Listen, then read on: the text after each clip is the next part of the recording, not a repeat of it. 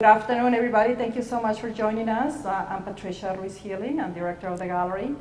I have long admired the work and practice of Hills Snyder, a true Renaissance man who is not just an artist, he's a writer, a composer, curator, so many different skills. And when I was preparing, talking to him and preparing about the exhibition catalog, I thought who best to write about Hills than Neil Fauerso, who is another brilliant person, multifaceted as well, and with a great knowledge of film and art and English, has an MFA in creative writing, plus a law degree.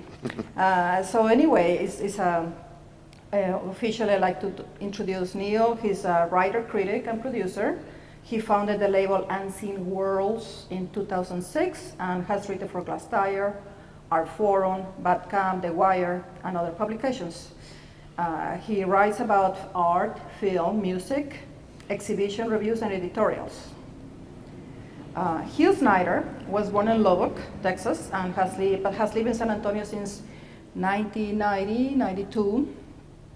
He has worked many jobs in around the visual arts, including exhibition design, curating, crate making, and writing. He's currently a senior lecturer at the University of Texas at San Antonio. Snyder explores history and myth through installations that playfully combine mysterious and pop cultural references. Snyder's inclination for wordplay, coupled with his interest in means of making sense and sometimes nonsense, permeate his work with insights and transcend everyday ironies to touch on universal themes.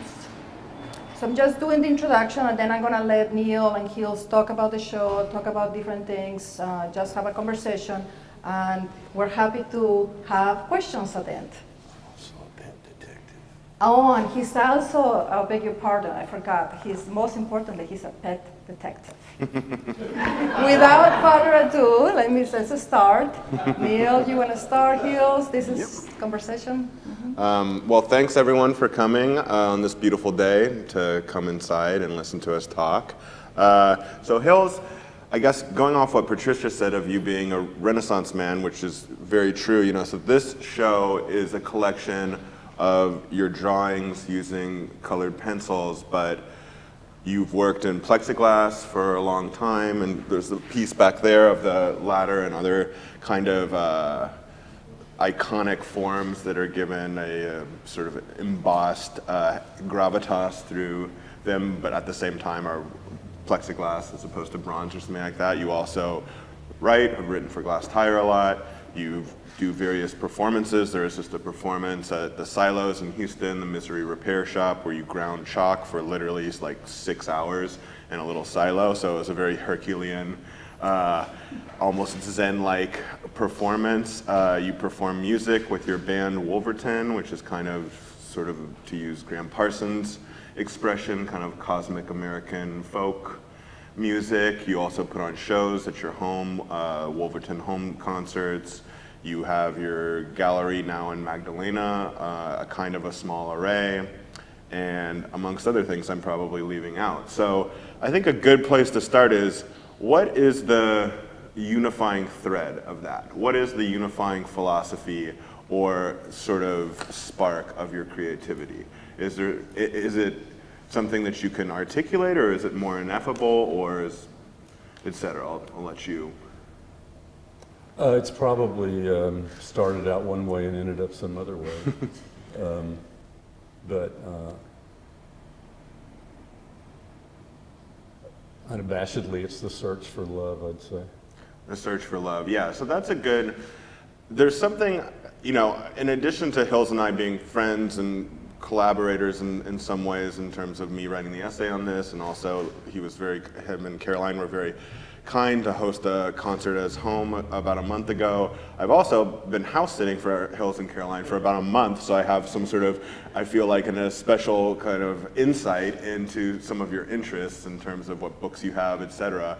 And I think that, with your interest in things like, shamanism and various sort of spiritual pursuits and things like that, that there's a thread of a yearning for a type of authenticity, and I don't mean like a verite or punk authenticity, but sort of something beyond the kind of chimera of the world as we see it. And that is, if you wanted to comment on that. Yeah, I feel like I'm not working under the umbrella of culture, I guess is what I would be shooting for. Like that ceiling is too low. Right. I'm thinking more in terms of just, the dome of the sky as being the realm I'm working underneath. Right. And I suppose the cultural realm is, well, you can either produce things that further your own self-delusion, or you can try to produce things that work your way out of self-delusion. So I would say I want to be in the second category. Right. Yeah, I mean, I think that's one of the things that I sort of mentioned in the essay for this show is bringing up the Bruce Chatwin book, Songlines, which is one of my favorite books, that's about sort of the Aboriginal tradition with the songlines, which is essentially like their cultural myth, and also just the way that their actual cultural tradition of songs and the kind of art that will reflect that is a narrative of not only like the land that they live on, but also their history. And so it's literally like something beyond just, folk tradition. It's like actually kind of the fabric of existence. And I think that's something that you seem to kind of get at in a lot of your work, is what you're saying, of trying to get out of self-delusion, of just, and in a certain way that involves pulling on the threads of quote unquote existence. And I think that in this show, and kind of how almost vaporous the drawings are, and the way that they seem to kind of be coming into focus at the same time as they disappear, is kind of speaks to that. This project is now going into its third year in terms of just making the stuff. So it's taken me all this time to kind of realize that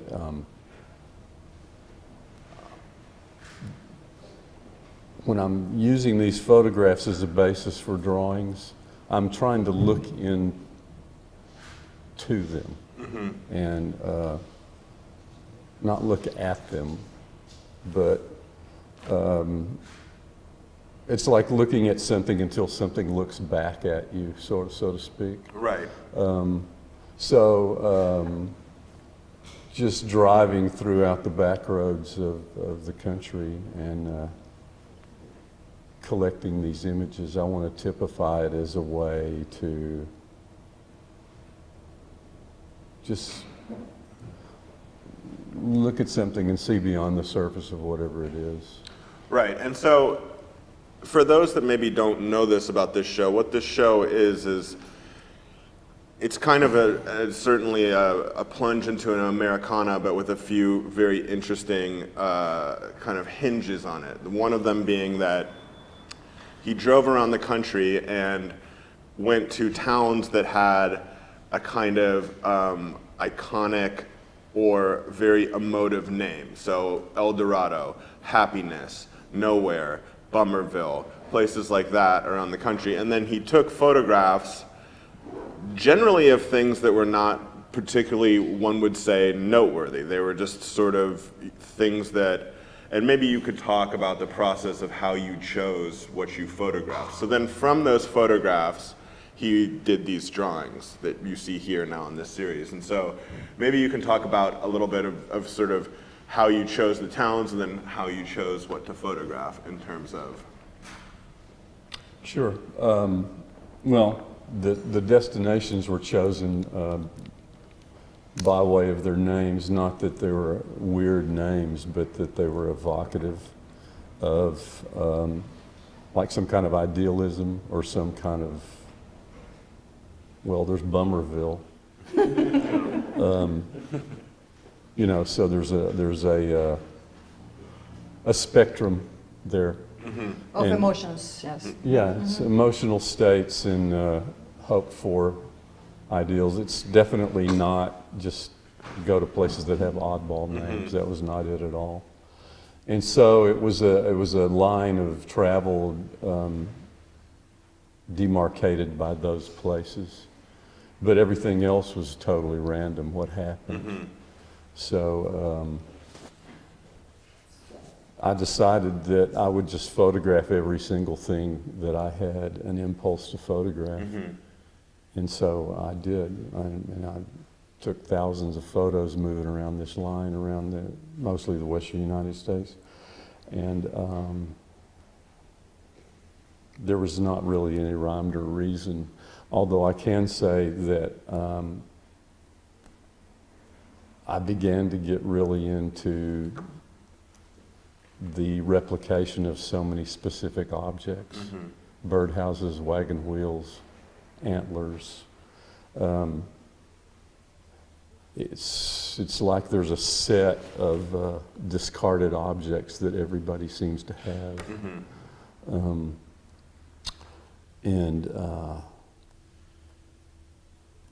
Just the things that people do out in their yards that they do for themselves. Yeah. That fascinates me. Especially seeing so much of it, one thing after another, the way it piles up. Yeah. Do you think that in terms of, when you talk about just photographing things from your impulse and not having a rhyme or reason to it, I think that you kind of almost have a rigor to that in the same way that, John Cage used the I Ching, obsessively to compose. And I feel like almost in your sort of mindset as a creative person, there is a rigor to sort of pulling the tail of chance, so to speak, and sort of seeing, would you agree with that? In terms of that is a modus operandi for your creative life is, believing in chance, believing in impulse, that kind of thing. To some degree, I would shy away from the word rigor, but I'm always on the lookout for random events. I pulled over at one point outside of one of the national parks, and it was a back entrance to one of the national parks. All I was doing was getting all the photos off of my camera onto a laptop so that I could take more photos. And a guy pulled up next to me and asked for directions, and I didn't have them. And then we exchanged, he told me a joke, so I told him a joke. I don't remember the joke he told me. See, this is what I'm talking about. This is a very classic Hills story, is that I think of the Milan Kundera quote where he talks about, for love to exist, chance has to flutter on one's shoulder like birds to Francis Assisi's shoulder, or something like that. I'm paraphrasing, but you live in a world of fortuity and chance that's, kind of magical to me, where I feel like my life is just, banality for the most part. Like there's very little, kind of magical things like that happen, whereas for you, it's sort of an everyday, almost occasion, and it's almost like you've kind of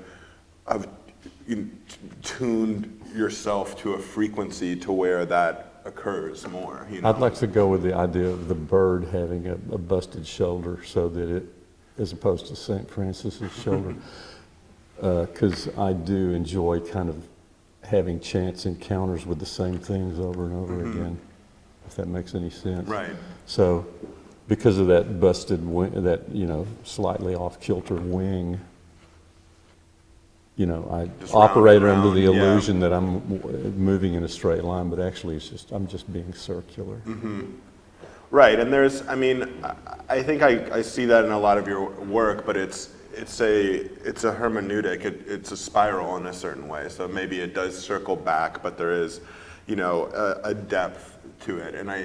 And I think in terms of this series, you can definitely see that in these recurring motifs of sort of the recurring detritus and objects that you were talking about piling up. And so if you want to talk maybe a little bit about what that kind of means to you, or what that speaks to in terms of the idea of America or Americana, which is something that I think that, you as an artist that, deals sometimes with like myths of the West, etc., are not unfamiliar to. Right. Well, I was born in 1950, so it's possible. I don't know what it was like to be an elementary school kid in the 70s or 80s or after, but it's possible that my generation might be the last generation upon which a big slab of idealistic lies were laying upon about what the country is. I don't know. If you were in 6th grade in 1986, I don't know what they fed you, but... Well, the Challenger blew up, so there was that, but, Right. You saw a spaceship explode on Okay. TV, so there is some definite, death of myth or... Right. Well, I mean, we were, the people that were in 6th grade in, let's see, what year would I have been in 6th grade? 1960. George Washington chopping down the cherry tree. That was kind of the level of American history we were given. So everybody in my particular generation, the notion of, well, where is this country, was right on everybody's lips. And it produced some great music. And the one song that I keep coming back to about on this particular subject is that Simon and Garfunkel America. And it just, it's a great song. It sets the stage with a bus ride and just details in the bus ride. And there's some humor in it. But it's a very serious thing, we've all gone to look for America, and that's kind of the spirit of this. It took on more of this spirit after the project started, because really when I started this, I had no idea what the hell I was doing. I just wanted to do it. Right. But it became,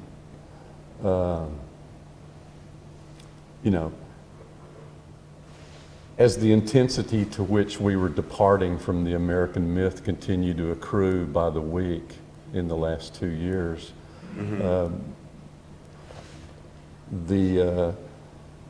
my divergence into these areas that are totally forgotten, abandoned, overlooked the intensity of that increased. If you see the equilibrium there, the more the spotlight began to be shown on this kind of high contrast departure from anything rational or true or even mythical about the country, that began to throw shadows on these insignificant things that I was staring into. Yeah, throwing shadows is, I think, a good way of putting it, because there's definitely something about these pieces that, I don't know, even though there is so much white space to them, there is a kind of, a backlit or a sort of illuminative thing behind them in a certain way that's, almost kind of reminds me of, the way that shadows fall into Kiriko, or, conversely, the Bertolucci movie, The Conformist, which is that there's this sort of heft to them that is in some ways kind of ineffable and mysterious. And so, speaking to what you just said about the kind of growing significance of essentially piles of trash in the last 2 years makes sense to me, in terms of, if there is like a European style art film about these times, one of which that would have like some sort of montage to frame what the atmosphere was like, to have a montage of basically, busted wagon wheels and antlers and that kind of thing would, on some level, to me, be elementally understandable, even if it was not, necessarily speaking to something logical, if that makes sense. And that kind of courses throughout this, Yeah, it would work as, I think these drawings would work as a flip book, is basically what you're saying. Yeah. Which is a good idea, actually. So,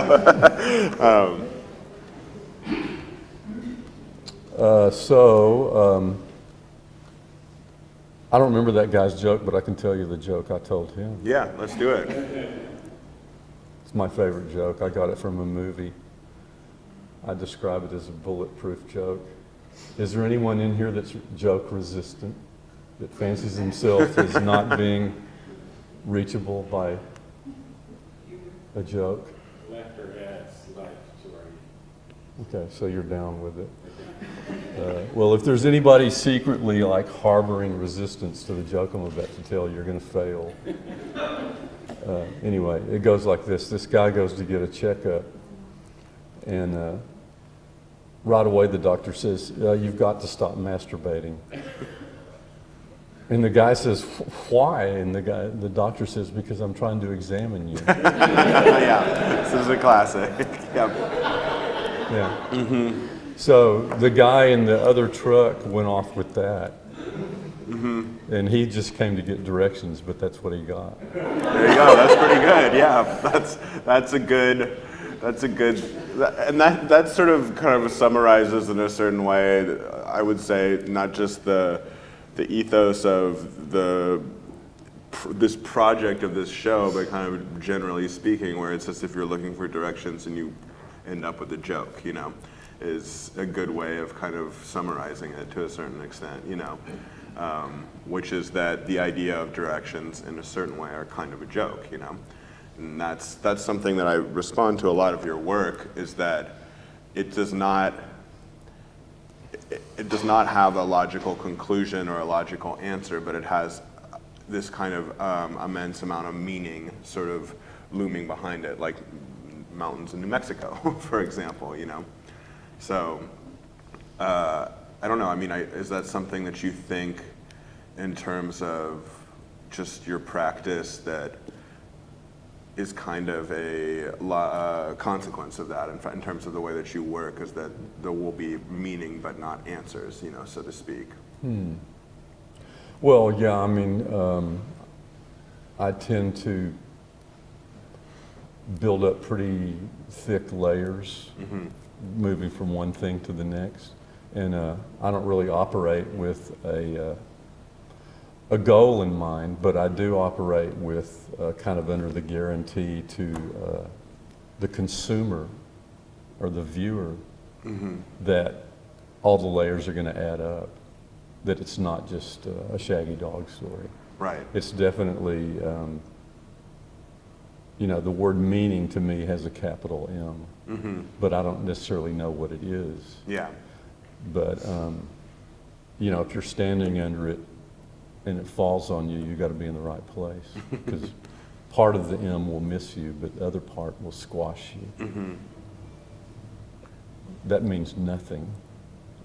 I just went there because it seemed, I saw the big letters.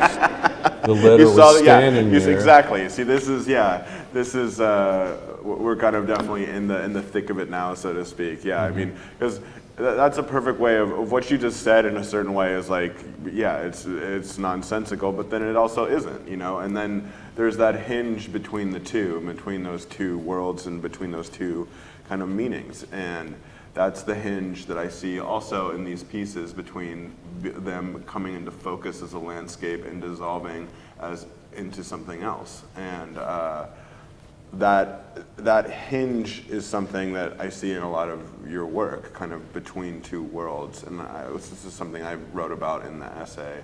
And if that's something that you agree with or feel like is, you know, swinging doors of a saloon, so to speak, you know, back and forth in your creative life, if you feel that, you know, the hinge between sort of the ridiculous and the sublime, between nonsense and meaning, etc. Right, and the visible and the invisible. That's the hinge that means the most to me, I would guess. Is that there is. You know, we see something move across our field of vision, but there's way more going on than what meets the eye. Mm-hmm. Right. Well, should we open up to questions Yeah, now? let's open up to questions. Okay. Great. Any questions? Yeah. Have you considered publishing the pictures that inspired these? The photos? Yeah. Not really. Why do you ask? Just curious, just to see like your interpretation. Like that one behind is particularly interesting. That almost looks like an upside down tooth, but I'm wondering if it was like mounted or something. Well, that particular one you're looking at wasn't even part of the series. Okay. These two drawings that are on the walls by themselves were, there was a single day, 2 days after Christmas in 2014, that I began drawing for the first time in a number of years. And so those 16 drawings that I did that day were in a sense the beginning of the larger project that you see.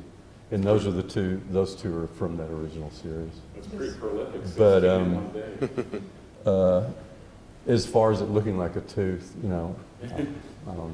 I don't really care if it looks like a tooth or not. Yes, Connie. Playing off of what you just said, I can see in each of the drawings, and a lot of the drawings, there's a little bit of underdrawing and some planning and kind of feeling your way through them. Uh-huh. But you also have all this experience that leads up to that culmination in the drawing. So I'm curious, is the question of a drawing working or not working relevant at all in your process? Like, are there things you've abandoned because they just don't like where they're going, or is that not an appropriate way to think about it? There was one that I tried to abandon, but it didn't let me, so I didn't abandon it. Did it But, pay you back in the end? Did it, or are you still angry about it? well, I don't know if it paid me back, but that woman right there with the white baseball cap is standing right in front of it. It's that real busy one. That one, yeah. So, to answer the question, I got into a rhythm of stopping before I thought the drawing was done. And then the other thing I got into was making this line and that line and the other line according to what was in the photo, but then at some point the lines that are on the page start to suggest a space that is not in the photo, and then following that. So you didn't get too tied to the photo? Not at all. I mean, I looked at the photo for just a few minutes. We're just seeing that question of working or not working is something we assume that artists think about with the work, and I don't know that it's really... Well, I like some of the drawings more than other ones, but I viewed it as a documentation, Yeah. so that every drawing I did is here, except for the ones that somebody bought.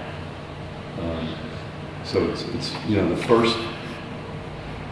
first time, this is part one was 48 drawings. And there's been a bunch of them come and go. This is 120, so it just keeps accumulating. But I'm not doing it from the eye, with the eye of, this one's a keeper and this one's not. It's just a documentation. It makes us think about the work differently, and I like that. Okay.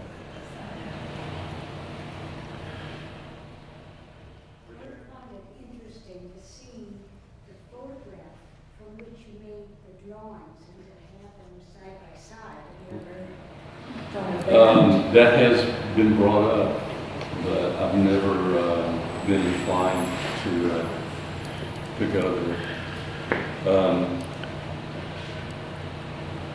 If I had my laptop, I'd show you some of the photos right now. I would say, having seen some of the photographs, it seems to me almost part of the point of these drawings in the show is that the photographs are not particularly noteworthy in my mind. They're not like photographs that would say, oh, these are, gallery photographs. These are, composed in a way they're really just a documentation of a moment and of an impulse. And so that transference from that to what these drawings are, there's the kind of a frisson of mystery and, you know, spark of creativity in that jump, and that's kind of what's important more so than comparing the two, if that makes sense, you know. Something in the photograph made him draw that line for the drawing. As he said. Yeah, well, I can talk about one of the drawings in a very specific way, if you'd like, about what we're talking about, if you want. Okay. Like, let's take the drawing that's third from the top on the far left edge that Ethel is pointing at. Thanks. Now we'll spin the wheel. That particular drawing was done in a place called Keystone, South Dakota, which is an odd little town. It's the last town you go through before getting to Mount Rushmore. So everything in the town is about Mount Rushmore or about selling things to people that have come to see Mount Rushmore. And that particular drawing is the back of a motel that is literally less than a foot away from the mountain it's built in front of. So I'm sighting down the space between this vertical edge of rock and the back of this motel, which is full of ducks and junction boxes and junk like that. And to me, that kind of told the story of that little town in a way, because the whole town is like a facade built in front of the natural landscape. Has very little to do with the natural landscape. It's just an economy that blew up because Mount Rushmore happens to be there. And it's just, you know, if you want to buy alcohol or a T-shirt or a flag, it's the place for you. But anyway, that's where that drawing came from. And if you looked at the photo, all you would see was the exact same thing. You'd see the edge of a mountain in the back of a motel. So it's kind of, the photograph's not really important anymore. Or maybe I just made a case for the photo being important. I don't know. But there is one more literal example, right? I don't remember the town, where we have the photograph. We have an example of the photograph, because maybe that will help the audience to get more some of your points, because they differ a lot, right? So, I don't know if we have it here. Remember, there's a photograph of a town is more like a crisscross, red, somewhere, and then you do the drawing. But it's just one element in that drawing. That is maybe a little bit more literal. Yeah. Let's see. Oh, this one. Okay. Oh, this one here. Oh, that, yeah. Yes. Okay. Happy. That's Happy, Texas. Yeah. So let me hold that up. So this. Yeah. This is a photograph. Maybe you can talk. It's a silo, right? Yeah. So in Happy, Texas, there's a really great grain elevator. Grain elevators are really important to me just because I grew up in Lubbock, Texas, and grain elevators were kind of the best expression of verticality around. And so they made a big impact on me. And that particular photo she's talking about, there's a chute at the grain elevator. You back your truck up under the chute and the grain dumps into your truck and then you drive away. And that particular photo, I'm looking up into that chute. That drawing is not here. But this is kind of similar. This is Happy, Texas, right? Yeah, yeah. This And is, so in the it drawing, which you can see in the catalog if there's one laying around, but superimposed inside the chute, there's just another, one of the neighborhoods in Happy.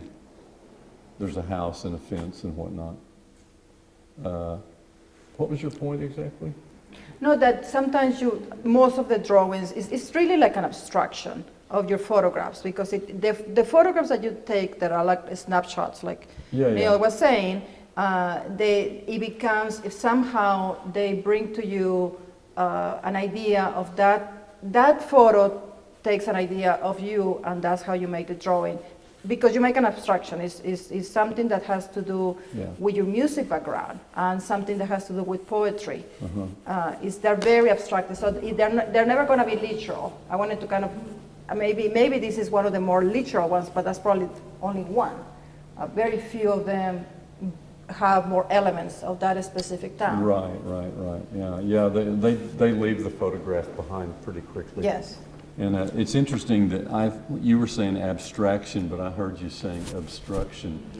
And in a way, the photographs are an obstruction, because it's like the way reality has a layer on it that makes you believe one thing is happening when actually maybe something else is happening.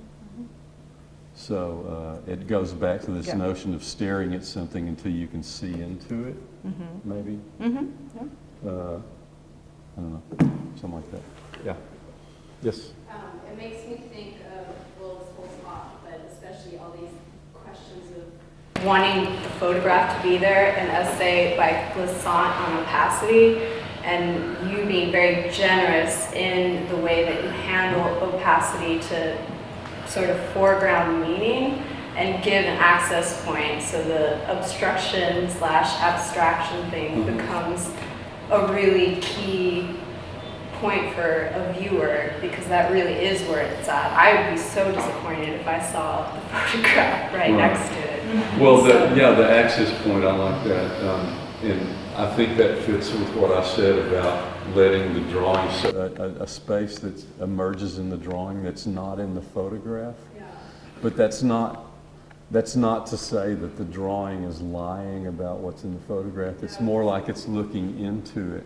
That's what I mean And- by generous opacity, because you can be opaque and shut everyone off and Right. don't want the access points, but you can really see how you give people access. That's good. I'm glad it comes off that way.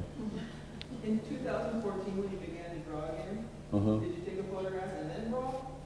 No, the first two groups of drawings that I did, one was done in Lubbock, and the other one was done in Vienna, and the unifying factor was a can of spray paint that happened to be sitting there where I was drawing, and I would use that can of spray paint to create a circle on the page, and then use that circle as a departure point. So those first 16 drawings have that. And then the same thing occurred in Vienna. I used the circular object that was laying there. But all the drawings I've done since then have been about places. And a journey. A journey and a place. Whereas those others were just, in the words of Willy Wonka, pure imagination. Just wanted to emphasize the fact that the photograph isn't the key, the drawing is the key. That's why I went back to 2014. Okay, gotcha. Yeah. Yes, sir. How long after you took the photograph did you do the drawing? I mean, were you drawing as you were traveling, or did you go back, did like days pass? Because it was so spontaneous, the line is so, that you captured the line. Yeah, there's no one answer there. I mean, truth be told, when I started this project, I thought that I was going to do the drawings on the road but I very quickly realized, because the very first time I attempted to do this, it was raining. And I also realized that if I sat there and drew for an hour, then the piece of road that I could have driven in that hour is still there. And there's this thing called Zeno's paradox that means a lot to me, and I began to realize that I was going to fall victim to that. So that's when I started taking the photographs, just as a practical measure, so that I could then sit all day and do 3 or 4 drawings instead, you know what I mean? And Zeno's paradox postulates that since any distance between point A and B can be cut in half, you can never get to B, because whatever distance is left to B can always be cut in half. So it just kind of illustrates the breakdown between theory and reality, because it's a very elegant postulate that makes total sense when you say it. But the fact is, you can get to point B, because we exist, you know, the level of physicality that we exist at is so crude compared to the level of physicality that exists in abstract thought, that, you know, we can get to point B, but what we don't realize is that the 10 billion miles of molecules still exist between us and B, but we can't measure it. We're sitting there drinking a cup of point B, swallowing it on down, incorporating it into our bodies. But in another sense, we never got there because it's the molecular distance is huge. And we basically materialize point B, like we create the illusion of, that's like something that pretty much now is, as quantum physics is becoming sort of progressing in terms of what we understand, that's basically kind of a scientific reality, is that anything, which I think really speaks to kind of what this show is that when Hills and I look at this bottle of water, we are materializing essentially water based on our lives and our associations of our lives, and what we see as the water are close enough that we can come to an agreement that that's what this is. It's a bottle of water, but in a certain way, it is just an illusory materialization that we've created, you know, from our own consciousness, you know, so that also kind of speaks to the impossibility of point B, you know. That point B is just something that you create to say, we're here, and you never got there. Fair enough. Yeah. Can I drink the water now? You have a question? Oh, Gary, okay. Well, you've done a remarkable job of not repeating your gestures here. Was that like, did you have to like go back and refer to other drawings to make sure that you weren't, I mean, to see that things weren't getting, I mean, I would probably have ended up repeating myself a lot, but even your curve, it seems like every gesture is pretty uniquely original. I didn't even know that was true, but thanks for pointing it out. Have you thought about going up to Canada? Because you were using, they were using Americana to describe it. Have you thought about going farther north where there's not the same, I guess, climate, more of a, it's like a different state of mind? That'd be a different project. You know, the one thing I'd like to do is, you know, that song, "The Banks of the Ohio," is one of the more famous murder ballads. But I'd like to take the geography that's in that song and just drive from one part of it to another part of it and collect images around the idea of that song. A song being like a road anyway. I don't know. I mean, these things are stuck in the context they're stuck in. So I don't know how to. I don't imagine driving to Canada right now. Do you have any like places on the list to go to? Well, one thing I thought of that would be interesting to do would be to go someplace and stay in that place and photograph a bunch of really insignificant stuff in that place, and then, you know, make 100 drawings and then mail each one of those drawings mail them all to 100 different people. And the tweak that has occurred between the beginning of drawing them and the ending of drawing them is that they've all been on a wall together and made into one drawing. So 100 different people get one little piece of it, and then eventually those 100 people are brought together at a point holding their drawing, and then they're stuck up on the wall. And then the thing that occurs when the 100 of them are seen together occurs at that moment, whereas it doesn't occur anywhere else along the way. That's crossed my mind. And in terms of your question about Canada, this project does kind of remind me on a philosophical level of the great Canadian pianist Glenn Gould did a project in the 70s called The Idea of North that was a series of radio documentaries on the CBC that's kind of has a similarly fragmentary and elusive but also very rich quality to them in terms of, you know, pondering, in this case, the idea of North, of the Canadian North, and et cetera. So if you have never listened to those, I would recommend it. It's quite a cool, Glenn Gould. So if Glenn Gould, you know, is probably most famous for the Goldberg Variations, which was his really beautiful and sort of eccentric take on playing Bach. And then he stopped pretty much performing as a concert pianist in the 60s and became a very interesting, eccentric, I don't really know what I would call him, sort of kind of a Renaissance man, sort of, and did these interesting radio documentaries and also television documentaries for the CBC about Canada and the North that have a kind of spiritual affinity with Hills's work, I would say, you know. So anyways, that's what I thought of when you... Anyone else? Any other questions? Yeah. Hills, I have a question about, you were talking about the broken wagon wheel and things in people's yards and things that kind of repeat, and you noticing those kind of what people choose to reclaim and sort of venerate. And it made me think a lot about the series that you did of collecting broken bicycle parts in Holland, was it? Mm-hmm. Anyway, so to me, all right, so in that series you're taking these things and kind of reclaiming and venerating and honoring them in a way. Mm-hmm. And with the broken wagon wheel thing, it's like you're noticing other people doing that. Can you address that at all? Sure. Thanks for bringing that up. I hadn't made that connection. That's totally right on.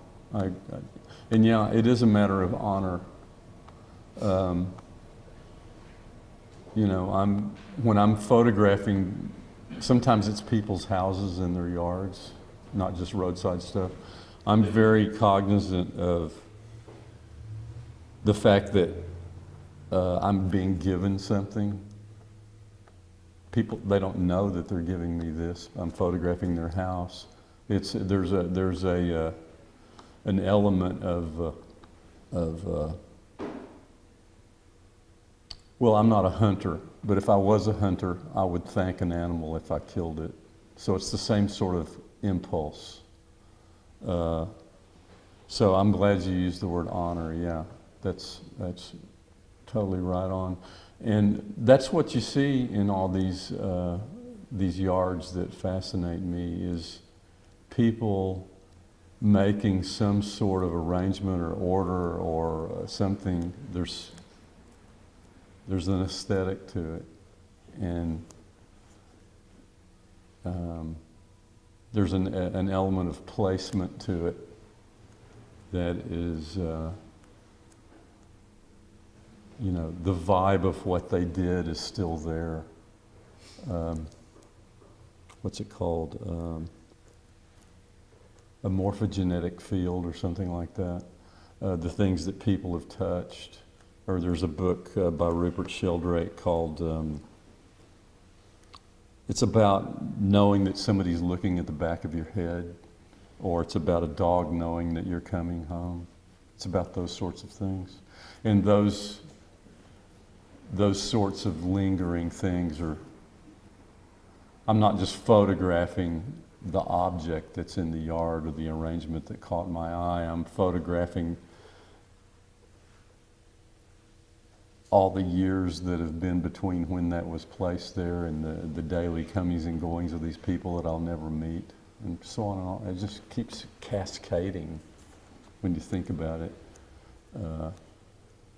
For me, it's a moment on a journey. For somebody else, it's the locale that they participate with every day. And so it's got a sacred quality to it.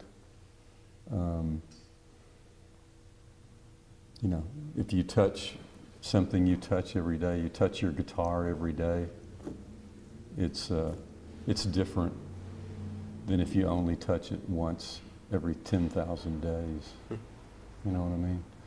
So yeah, that's there. That's it. Well, thank you so much for joining us today. Stick around. We have some wine, some cheese, and crackers. Please take a look in my office, in my desk. There is a lot of information, exhibition catalog, the binder. So there is a lot of things to read if you would like.